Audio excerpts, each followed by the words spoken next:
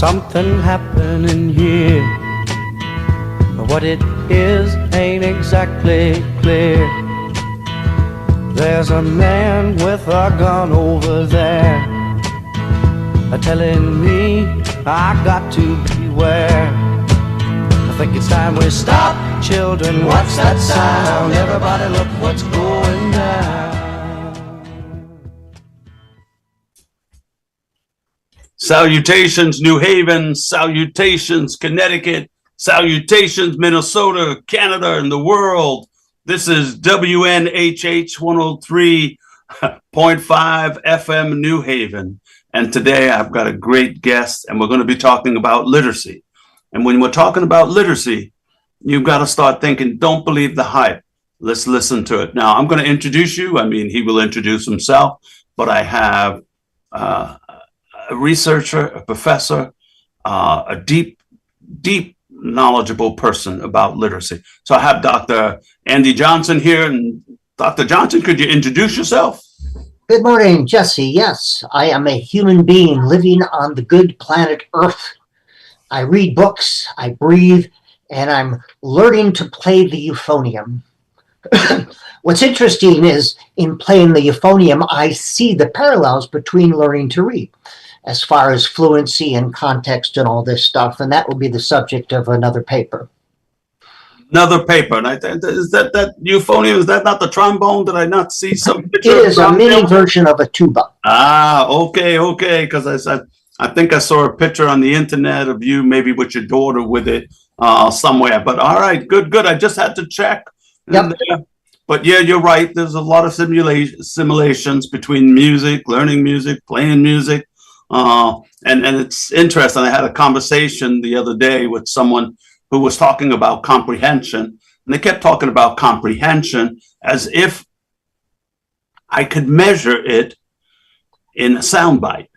And so I had said to it's a fellow colleague, and I said, maybe we shouldn't talk about comprehension. Maybe we should talk about participating in the construction of meaning, and that I'm always my comprehension, my understanding is always growing as long as I'm participating. But anyway, I think we should start off, Andy. And, what's the buzz about these three Qs? I heard they're bad. Yes, people think they're bad because other people have told them they're bad, and they don't understand what they are. The cueing system is not something you teach. It's not an approach. It is not a method. The three cueing systems is simply recognizing what the human brain does naturally. While we read, we do three things naturally to recognize words. And recognizing words is different from identifying words. To recognize a word, you see it in print, it's in your lexicon, and you go, you automatically know what it is. Just like the words coming out of my mouth. Hopefully you are recognizing them. You automatically know what they are. To identify a word, it's in the lexicon, the mental dictionary in your head. You see it, but you don't recognize it. So you need to use some sort of strategy, word identification strategy. You consciously apply a strategy. All right, three cueing has nothing to do with that. It has to do with word recognition, and we don't teach it. We develop children's ability to recognize words. We use three sources of information, and they are interacting and interdependent, not a single one. We use the phonological system, sometimes called the graphophonological system, phonics. We use syntax, which is grammar and word order, and we use semantics, which is meaning. At the same time, we're using the flow of information, the downward flow of information from our cortex. There's almost 10 times more information flowing from the cortex down than from the thalamus up. I liken it to a carburetor. There's a little spark in your carburetor, but the old carburetors, they spray gas in there to power the engine. Reading is like that. You know, we have these three cueing systems going on, but the knowledge in our head enables us to read as well. That's why we can read about things we know a lot about quickly, easily, effortlessly, and we remember a lot of what we read. Now, when this same brain reads something about financial planning, all of a sudden I become a struggling reader. They work together. Yes. So that's what the three cueing system is. And people have this thing about meaning, MSV, are these other things. You know, that's the straw man argument. They create a cartoon of something and they argue against the cartoon, or they describe something that isn't and they argue against something that isn't. I don't know this meaning, structure, visual thing. I have no idea what it is. And it doesn't teach children to look at pictures. It doesn't teach children to guess at words.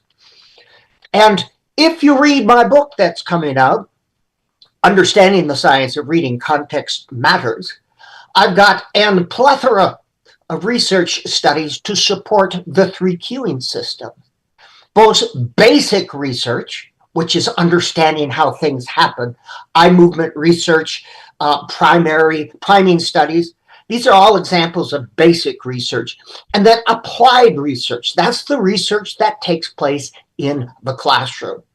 They are both important in helping us understand the process of reading and reading instruction. So, I hope that answered your question, Jesse. That was a long-winded way of trying to explain it's not what they, and I say they, those are the science of reading people, or the people who promote structured literacy, whatever that is, call three cueing systems. By the way, those who promote structured literacy, oh, we do structured literacy, as opposed to what? Unstructured literacy, chaotic literacy, random literacy? Are they saying those that don't buy your commercial programs are doing random literacy? The words people use to describe a program.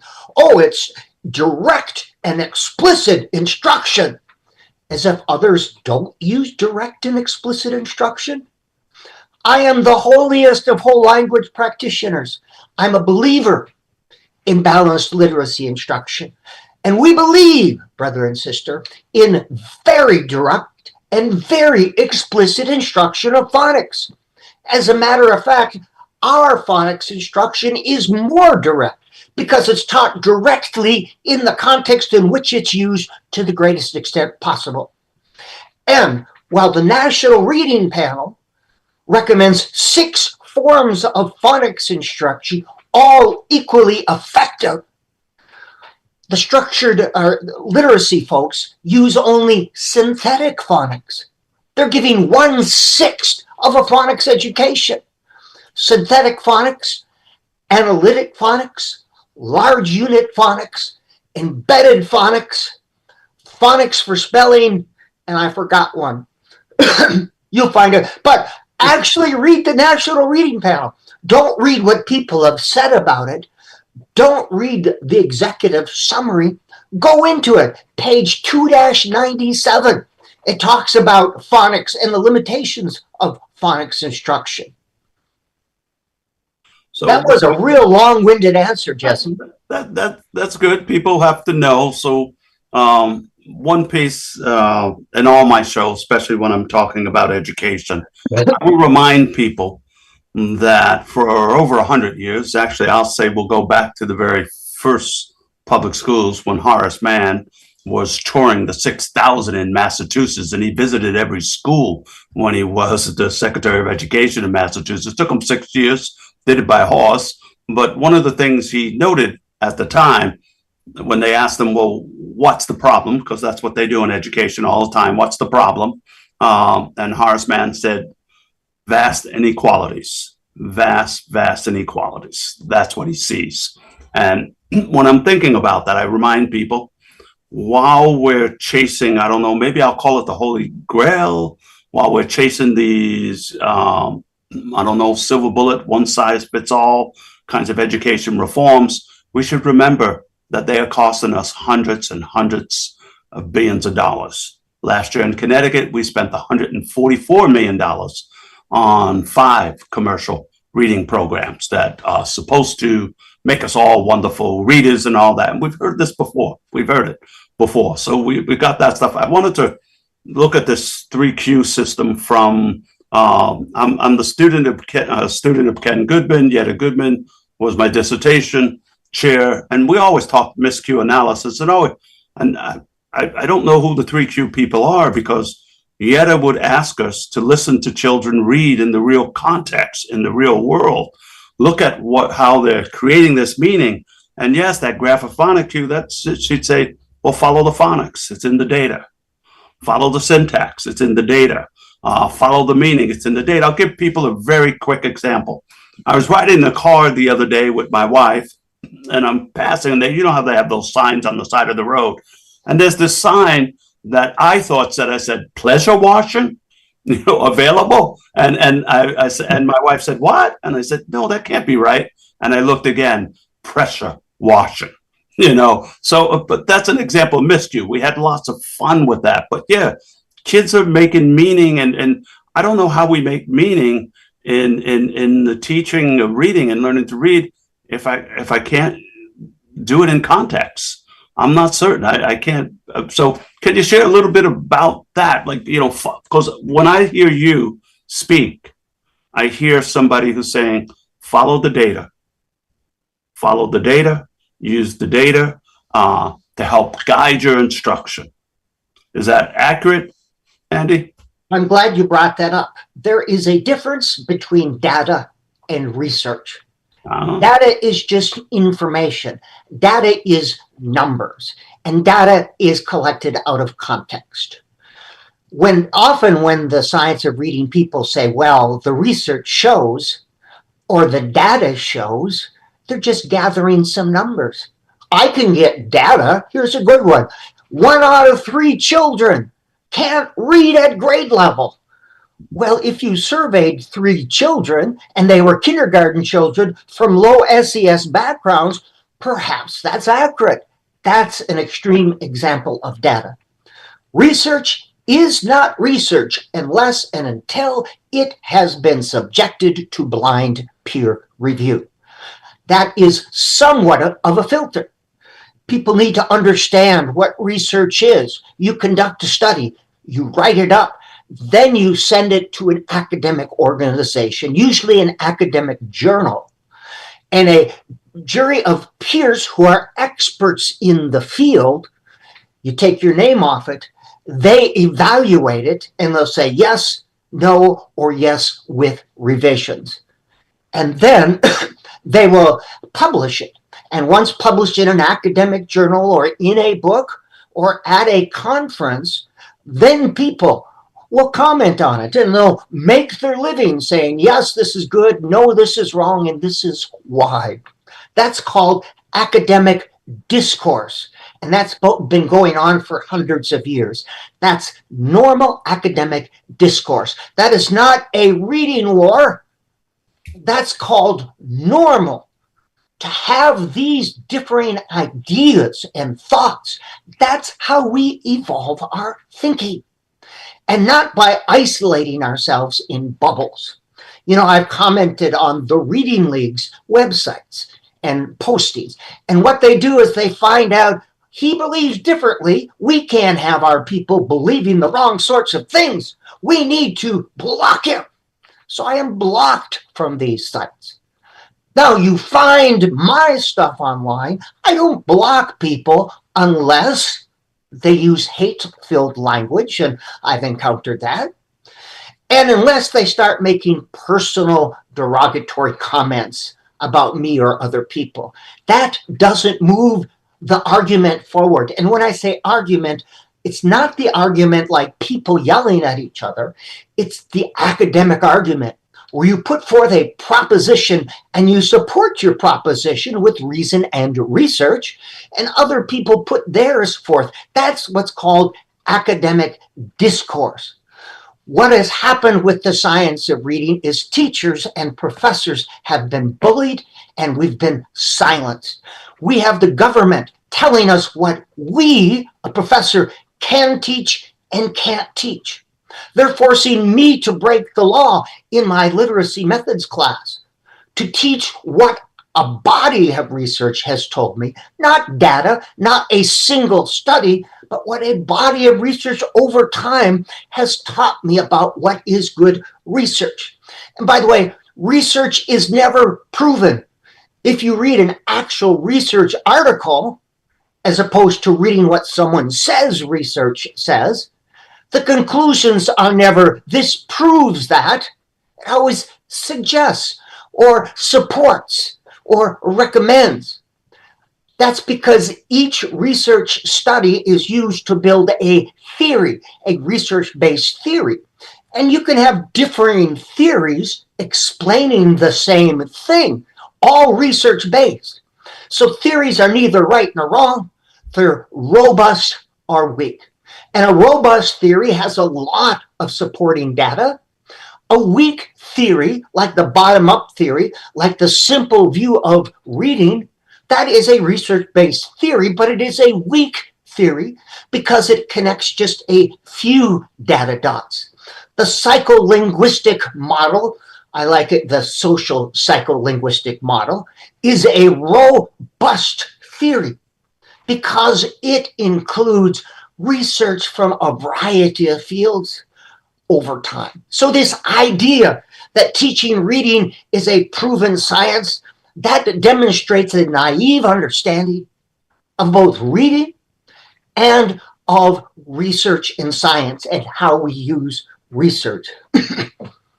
Okay, so so our public understands some of this, right? Because we've got a number of topics today, but children learn to read. Before I go on to the next question, what's the difference of learning to read with decodable text and real text? Is there a difference? There is a difference. Reading is creating meaning with print, and children are better able to do that if we give them something meaningful to read. Books like Nan and Pat Sat on a Pan, that doesn't sound the way real people sound. That's hard to create meaning with meaningless gibberish language. Now, there's a place for a decodable text. I've used them myself tutoring. But when you insist that this is the only text that children can use, it makes learning to read harder. And if you come from a typically marginalized community where they may have different language and cultural patterns, and you're invited into this very white Eurocentric school to read this certain type of language with certain type of structures, of course you're going to struggle. Now, in learning the euphonium, and this all goes back to the euphonium, which is a miniature version of the tuba, usually called the baritone horn, I started playing this about 5 months ago because I lost my singing voice. Could not sing and I wanted to make music. It had been 47 years since I had played this. Now, I was able to read some very complex music for vocal music. I was able to read music of the Middle Ages, and I was a pretty good sight reader because I had internalized a lot of the structures there. With this new euphonium, I'm learning the structure of band and march sort of music. And my first rehearsal, which was 3 weeks ago, I struggled. I was a severely struggling reader of musical text. Practicing every day now for 3 weeks, I have seen the structures, and my ability to sight read music has improved drastically because I'm understanding the structure in which these patterns are found. That, my friends, is creating meaning with musical text and alphabetic text. When we ask children to decode, to bark at print, we're asking them to make sense out of nonsense. And Nan and Pat never sat in a pan, and Dan the man does not have a fan. I'm sorry. So we've got this component. So we know that we may use a decodable text when needed, but really we want to get kids, the whole purpose of reading. And so you go to the library and you read and you get real books and you do that. And I've noticed that over 45 years in this business of teaching reading, 26 years as our literacy center director. I've seen kids run for the real books. I haven't seen them run for my decodable books, but like you say, there might be a place in that stuff. But I want to come down to this piece also. When we look at the ways, when I look at the ways curriculum changes, the way schools are in Connecticut, we spent $144 million last year. So priority school districts, those are our poor school districts. And Minnesota has them as well. And the state will give extra support. So we gave them $144 million to buy 5 pre-approved programs. By the way, when NYU looked at them, they said 3 of those programs, they did not meet the racially relevant standards of them. So they had questions on the programs themselves. But in any event, $140 million. Now, what we didn't do last year, Andy, in Hartford, I have 3 media specialists left in a district of 48 schools. I have libraries in schools closing in poor Black and brown schools all throughout the state. And I wanted to, do we help children read by closing libraries, getting rid of librarians, getting rid of media specialists? And what I'm saying is that 144 million, there's a lot of research that says access to books in school will do the very thing that you're chasing, test scores in literacy. What do you think about that, Andy? I have a lot of thoughts, but there's a difference between correlation and causation. Years ago, when they made this claim that scores are going down in California and the cause is whole language, that was a correlation, 2 coinciding incidences. And by the way, scores weren't going down. If you look at long-term MAP data, scores were actually going up. To assign causality to things that occur at the same time is called superstition. Oh, I did this dance and we had a good hunt. Therefore, I must do a good dance all the time to have a good hunt. That is correlational research. When they broke down some of the numbers, and this is looking at the data, this is descriptive research, they found that students who scored poorly came from communities that didn't have a library, from schools that didn't have an adequate library. That's correlation. But there is a correlation between the number of books available and reading achievement scores. Now back to the boondoggle, and that's what it is. We have the educational industrial complex, for-profit publishers that are treating our public schools like their own personal ATM machine. They're gaining millions of dollars that could be spent on reducing class size, that could be spent on good nutrition, things that actually impact reading, is spent on enriching people who are sitting on their yachts smoking fat cigars.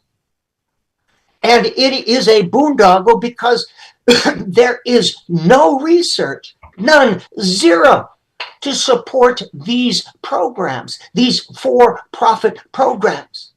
The science of reading has these standards. We only use research-based. Well, the hypocrisy is the same standards they claim to use to make decisions about how and what to teach. They don't use those standards when it applies to these commercial programs. Show me some research that says this program is better than that. If you teach explicit in phonics, they'll be better than if they spend time reading. Research should show that this program A, improves teaching, or B, improves students' reading achievement, or C, is better when compared to something else. That's the research, and it should be peer reviewed.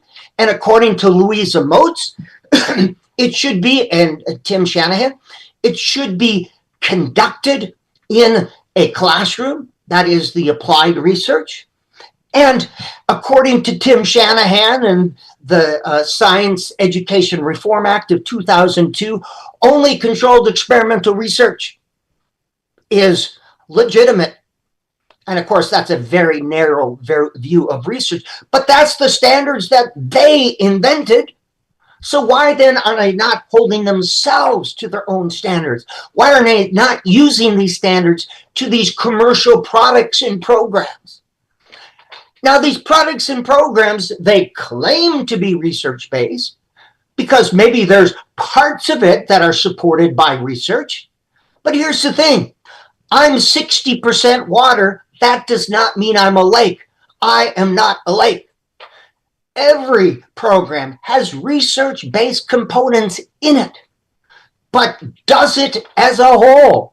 Has it been research-based? And now, there are no magical programs. Even the National Reading Panel said that. There are only magic teachers who have a variety of pedagogical strategies that they know how to apply, when to apply them, and who to apply them with.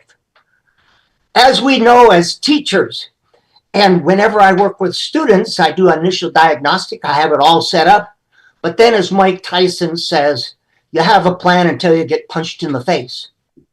Whenever you start working with an actual kid, you always change it up because kids are not standardized products. We are wonderful human beings. And yet they want to standardize the process. I was reading about Orton Gillingham, and they use the term prescriptive and diagnostic instruction or something like that. Well, a prescription isn't the same for every kid. They talk about this diagnostic instruction based on this, that, and the other thing, but then they prescribe the same thing for every kid.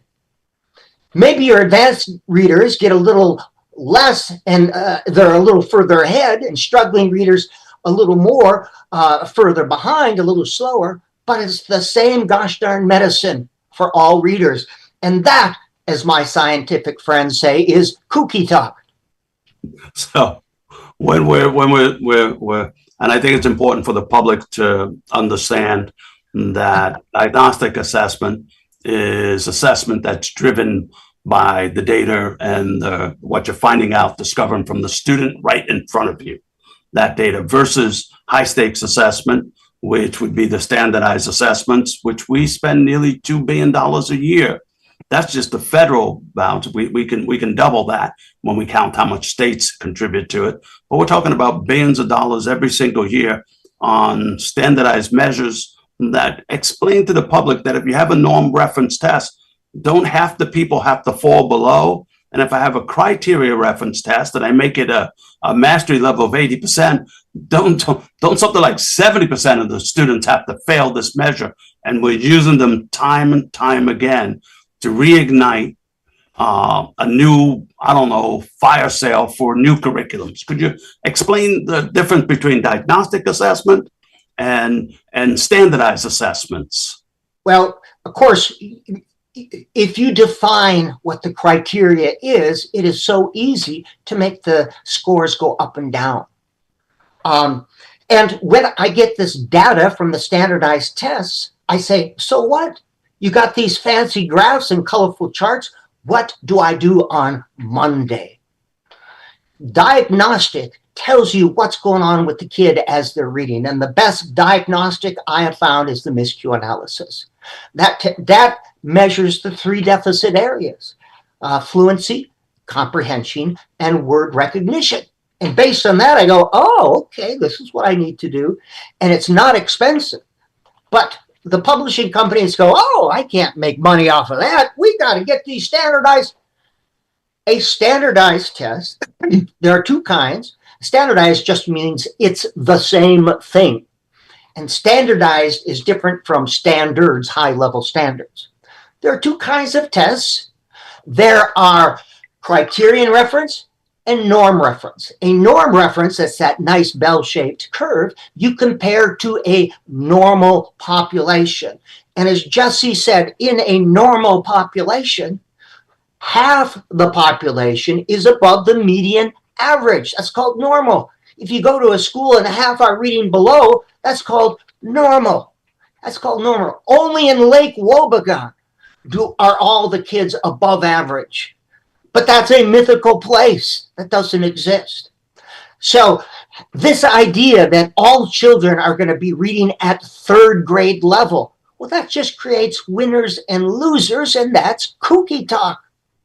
A criterion, and by the way, NAEP data, National Assessment of Educational Process, that is norm reference. They compare you to a normal population. They compare you to average. Here's average. This is how far you are away from average. Oh, you're that far. If you're on the wrong end, that's bad. If you're on, and that is very white Eurocentric. Criterion reference is what they tend to use in states. They generate the test, and we can take a look at what's on the test.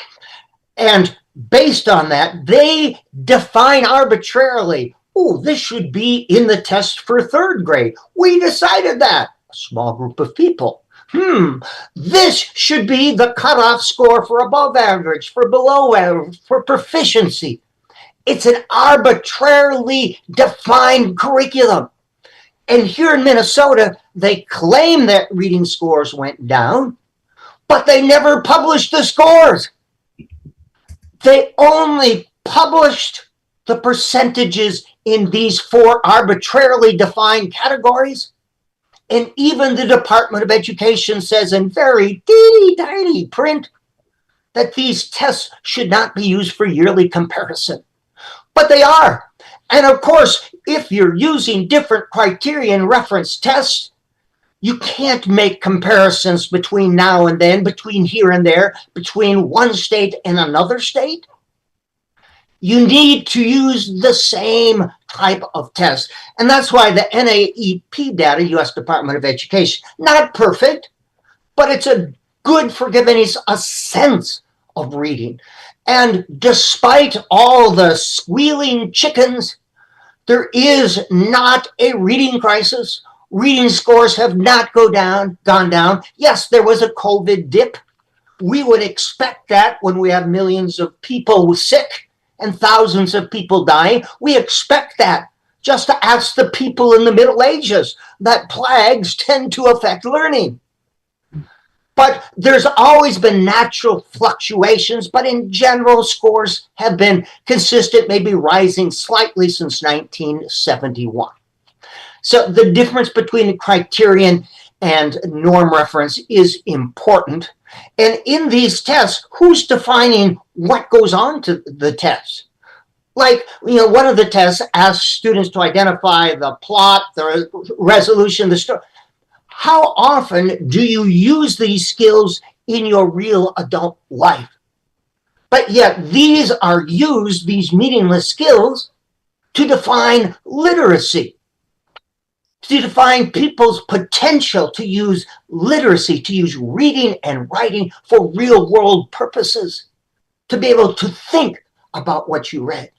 That, my friends, is called the de-literization of America, this dependency on these arbitrarily defined norm reference tests that have no basis in reality. And someone said, oh, they're validated. Yes, they're validated by other senseless measures. If you have a senseless measure and it's the same as another senseless measure, well, they're both senseless. Are they validated by students' ability to use literacy out in the world for real world purposes? And here's the secret, people. We're not preparing students for next year. We're not preparing students for high school. We're not preparing students for college. We're preparing them for life, to live, to think, to operate in a democratic society. And they need to be able to write, to express themselves, to think, to evaluate things. Not to become mice in a Skinner box responding to letter-based stimuli, not to become workers in some economic beehive, but to become nurturing human beings contributing to a democratic society. What is going to bring us to that point? Some magical program that's enriching Pearson Publishing or Cengage Learning? Or a set of books with magical teachers who know how to teach and how children become literate? I say it's the latter, not the former. Well, I'm going to agree with you over in all of this stuff. One of the a researcher and a friend who passed away a few years ago was Dr. Dorothy Strickland. Dorothy Strickland liked to talk about a whole, the part, the whole, following. She was one of those original Miss Q researchers in that piece. But Dorothy always would say to me, Jesse, you need to begin with a real text. Look at what's going on as the child's doing, almost, Miss Q analysis. Look at that stuff over there. And then it's okay to break it down, to go back to that part and look at it. If somebody needed some phonics, they needed some comprehension, they needed some fluency work, you worked on it from the data, and you should work on it right away. She would say, you don't work on it next time, you work right here. You should build on it. And then she'd come back to a whole text. And that was called balanced literacy. And one of the saddest things, and by the way, Dorothy Strickland is in the International Literacy Hall of Fame. She is a Black researcher over there. And we find her under attack for using the term balanced literacy. Can you tell us, is balanced literacy good, bad? What does it mean? Well, Jesse, it all goes back to the euphonium, doesn't it? Yes. I can learn my scales out of context and fingering, and it's not very interesting, and I didn't progress a lot. It wasn't until I started playing real music that the scales I was practicing made sense. And playing real music is a lot more interesting than playing these little scale exercises. And when I put them in the context of real music, I actually learned to sight read better. And then when I put it in the context of a real band, it even made me a better sight reader because I have context, whole to part to whole. Yes, it's okay to practice the parts. Now, balanced literacy is simply balance between learning skills and using the skills, practicing the skills in real life. And what that balance is different for every kid. Some kids need a little more of that and a little less of this. Some people need a little more of this and a little less of that. It depends on the student, the situation, the grade level, and all these other things. And there are 12, not 5 pillars, as the National Reading Panel would suggest. There are 12 interacting elements, and no, I can't remember them off the top of my head. But here's the thing about the Big Five.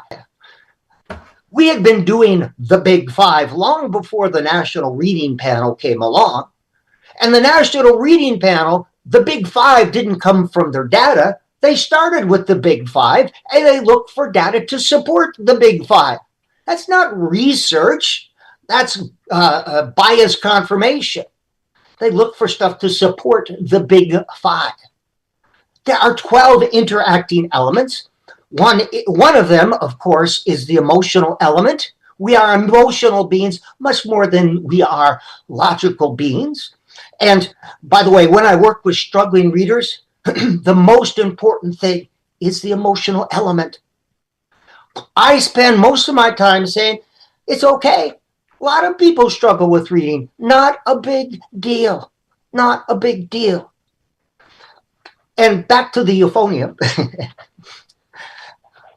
I was in a concert choir years ago, and to make sure that we are learning the music, the director had us stand up and sing the parts in front of the whole crowd. And I was so nervous, I read note by note, and it wasn't very efficient. That's round robin reading, my friends. People place accuracy instead of creating meaning. I can read much better when it's in the context of making music. And Stephen Kosir has done some wonderful research looking at miscue analysis. And he did some research with third graders reading science texts. And he found that students with meaningful miscues, meaning it didn't match what's on the text, but it still made sense, they comprehended better and they recalled more than students who read accurately with 100% word accuracy. One group was reading for surface structure. The other group was learning for deep meaning. So one of the lessons for this is when a kid is reading orally and stops, our natural tendency is to say, sound it out, as if they hadn't thought of that before. If they could sound it out, they wouldn't have stopped, would they? So oftentimes say nothing or say what makes sense. I started teaching a kid and I said, well, say blank instead of the word and just keep moving on. Now this, I'm not saying this is all you should do, by the way. People will pick this out of context and say, oh, he's just telling. No, this is one context. But when she was sounding out the word, she would take about 10 seconds to sound out each letter. Then she'd go back and she'd make a guess. Dolphin? Yes, that's right. When she said blank, she'd take 2 seconds. She'd go back and say dolphin. 10 seconds versus 2 seconds. That just shows the importance of using a lot of different strategies. Reading is not sounding out words. Reading is not barking at print. It's not decoding. It is creating meaning with print. And until you are creating meaning, you're not reading. So balanced literacy versus structured literacy.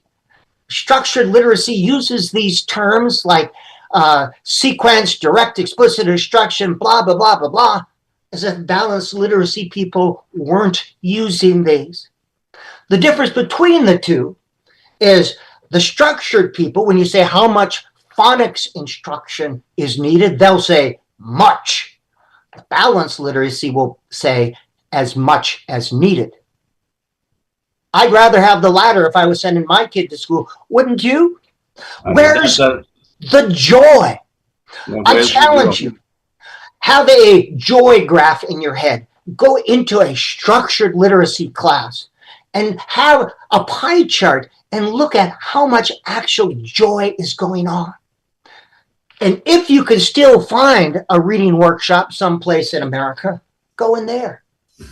Same pie chart. I'm guessing there's lots of pie there filled with joy. And we're thinking, so the idea is much phonics versus the phonics that you need over there, individualized, based on, and it requires a teacher who has the freedom to do this. So when I remind parents, because I deal with a lot of parents when I was the literacy center director for us and have worked with a lot of community organizations and these parents over the years, and I remind them that your teachers didn't make the curriculum decision. Your teachers didn't pick the PDs that they had. Your teachers are less in charge of what they do. What they're in charge of is how they do it. And so when I hear, when I spoke with Dorothy Strickland, she said, it's how you do it. Are you paying attention? Are you following the child? Not the data, as you said, the numbers. Are you following the child? So we got that piece. Now, we talked a little bit about, some phonics. So what's the difference between word recognition and word identification? Because these are terms thrown out, and even I'm saying, is there that much of a difference? So, Andy, could you help us out with that? There is a difference. That is an important point, and people don't understand the difference. And even Linnea Airy alluded to this in some of her work, but she didn't say it. Word recognition, as I said before, is seeing a word and automatically knowing what it is. Automaticity. You don't have to apply any strategies. Automaticity. And that's good. Word identification is seeing a word and you don't recognize it. And your brain says, I need to apply a strategy. Now, the structured folks say the only strategy you can use is phonics. So they're giving kids one strategy. We teach children in the balanced literacy community, and by the way, the National Reading Panel supports this, that there are 4 ways to identify words. We teach the strategy to develop the skill so that they do it automatically. Yes, we teach phonics, but we also teach context, which is the semantic cueing. Make your eyes go back and forth on the word, which word makes sense. We teach morphemic analysis, which is looking at prefix, suffix, and roots. And we teach analogy, which is letter patterns or sight words, phonics by analogy. 4 strategies versus 1. Now, when I went to school, I'm no math wizard, but 4 was more than 1. And having 4 strategies is better than 1. And if you teach the strategies, they internalize it. So eventually, their eyes are doing that. I had a student I was tutoring who said, she called me Dr. A. Dr. A, you're magic. The words just pop into my head. Well, magic, I'd been doing clothes and activities to skip back and forth. She was doing this automatically. So that is the difference. And people don't make that difference. And that's an important difference. Decoding is just another word for using phonics to sound out the code. And that's one strategy. It's not very efficient because the long-term, short-term memory can hold about 7 bits of information. You can hold 7 letters, 7 words, or 7 ideas. Ideas are more powerful, carry more information than letters or words. If you're holding the word, it is a cat, you could hold the 8 individual letters, or it is a cat, you could hold the 4 words, or you could hold cat with all the related associations. The latter is more powerful in becoming a purposeful reader. So, and we got, of course, we have more questions, but there's something that I'll always remind my audience when I'm talking to educators and researchers, and that's to talk about the vast inequalities that I mentioned a little before. So I had a literacy center where every child was given a certified teacher to work with them for 1 hour twice a week. And for about a third of my students, they got this at their regular schools. And 2/3 of my students never, ever saw that. And so when I broke it down, I found out that the ones that got that service at their schools went to schools that were predominantly white and wealthy schools in Connecticut. Wealthy schools, and when I found out how could they get that individualized service, the one elementary school with 250 people had 4 reading specialists at that school, and they really didn't. That was too many for when you have that much a wealthy population and so much help at home. It was every child could get a half hour of individualized instruction that needed it every day. And they worked it in that they either did it before as the day started or right at the end of the day. They never missed art. They never missed music. They never missed what we would call specials here. But this inequality in this stuff, because it's one of the things we haven't talked about the reading wars, but there's not, I constantly hear us saying we could fix what's wrong in education. We can make every child a reader. We can make every child a writer, every child a mathematician, every child a joyful learning. And I just don't see how we can do that when we live in a world where in America spends $23 billion more every year on predominantly white, wealthy schools than we do on schools of color in the country. Does any inequity have anything to do with learning to read? Here's the answer. There's not a reading war, there's an equity war. And it's a bit of sleight of hand. Look at this. Reading scores are going down so that you don't focus on economic inequalities, healthcare, food, job opportunities, community development. all the library books, all the things that enrich a community, and all the experiences that create the neural networks that make it easier to learn. We can help every children learn to read. It's not that difficult if you would invest the money in good books and legitimate professional development, not the artificial kind where a company comes in to make money and they charge you $4,000, not Orton Gillingham or Letters, which charges all this money, but legitimate research-based professional development by people who don't have a financial or an economic advantage for promoting something. People that are promoting Letters, they're doing it because they're getting paid a lot of money to do this. That's why I still think, and people are going to say, oh, you liberal professor, but good graduate education by public universities whose professors don't benefit from the outcome. I don't get any more money if my students read, if I publish stuff, but I have a passion for what I believe. So if we had lots of good books, legitimate professional development, so we had well-educated teachers. Oh, and here's another thing. Think about that hundreds of millions of dollars. If we would buy each school a subscription to a database of research articles like I have at my university, for all the talk about research, they disempower teachers. Teachers could actually go up and say, look, oh, what does the research say? That is such a simple answer, but that doesn't happen. That would be economical and efficient way. And teachers, you become better writers by writing, knowing how to teach the process of writing. That's how, and class sizes. Okay, a class of 30 and 35 versus a class of 20. Hello, you can't learn in these large class sizes. Because of the budget crisis here at Minnesota State University, I've gone from 25 to 35 students in a class.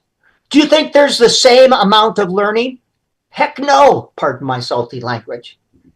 My ability to attend individually to what they say and what they do has gone down. It is mass education to make money. It's the educational industrial complex. So it's not a reading wars, it's an equity war. And the simple way, it's so simple.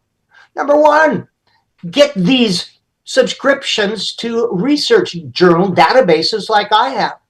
Number two, lots and lots of good books that students want to read. And number three, teach teachers how to teach writing and legitimate professional development. Now, in the movie Wayne's World, they say, book the bands and they will come. I always say, find the good books and they will read. If the opportunity, if the choice is to sit and do nothing or read a good book, eventually that child is going to find a good book to read. If you have children talking to each other, oh, I like this book, I didn't like that, they will read. That's why it's important to know how to teach reading, the process, not a bunch of skills. We do not create finished teaching products at any university. Teaching is much more complex than just learning a series of skills. Now do this, now do that, now do that. It is understanding the context. And becoming a master teacher takes time. 5 to 10 years. You can't be a master teacher your first, second, or third year out. We can't give them what they need in 3 semesters of undergraduate education. My God, much less 3 years. It takes time to become a master teacher, to get this knowledge, to integrate all this knowledge. All right, we're good, and we're on. I'm with you with this. It's not a reading war; it's an equity war.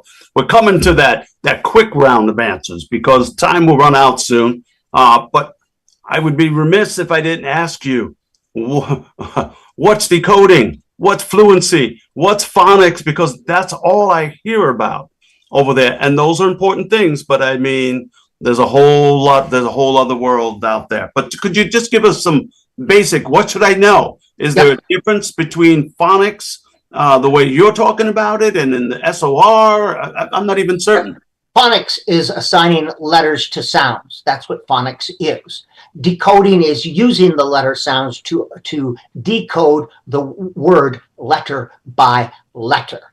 And everyone teaches that. Fluency is another interesting one. Fluency is the ability to process text quickly.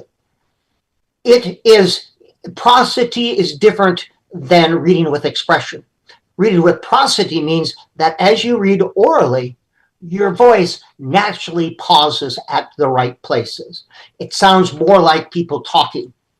We don't teach fluency, we develop reading fluency. And that would be the topic of a whole conversation. But we don't teach reading fluency, we develop it. And we may have a conversation one day on these individual pieces over there, but it's the stuff. I want to come back to this notion just real quickly that in 2010, Ani Duncan announced Race to the Top. In 2001, I was already testifying opposing No Child Left Behind, and Race to the Top was no different. I expected something different. But when we looked at we'll go back to NCLB for a minute. That's the Leave No Child Behind legislation. It proposed to spend $1 trillion.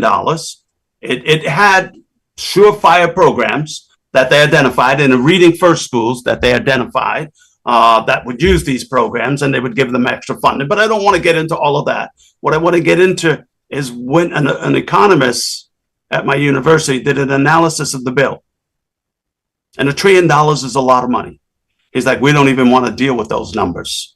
He's going, but $1 trillion. And he looked at it, he said, it looks like there's $250 billion for new assessments, new standards, and these curriculums. That's 1/4 of $1 trillion. And it said it would guarantee that in December 31st, 2013, every child in America would be reading, writing, and doing their math at grade level. That shows the ignorance. A pig doesn't get fatter by weighing it. You can't standards your way to good education. That just shows a naivety. We've had these crises in education about every 10 to 15 years. And when this current crisis is found to be a bunch of baloney, there's going to be another crisis in the future because the publishing companies need to make money or because of philosophical or political control of people.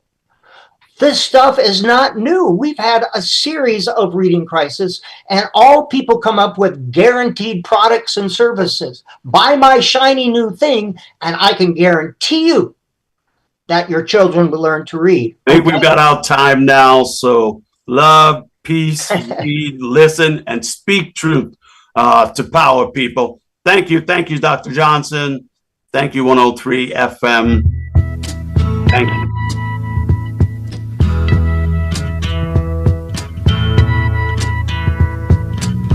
There's something happening here, but what it is ain't exactly clear.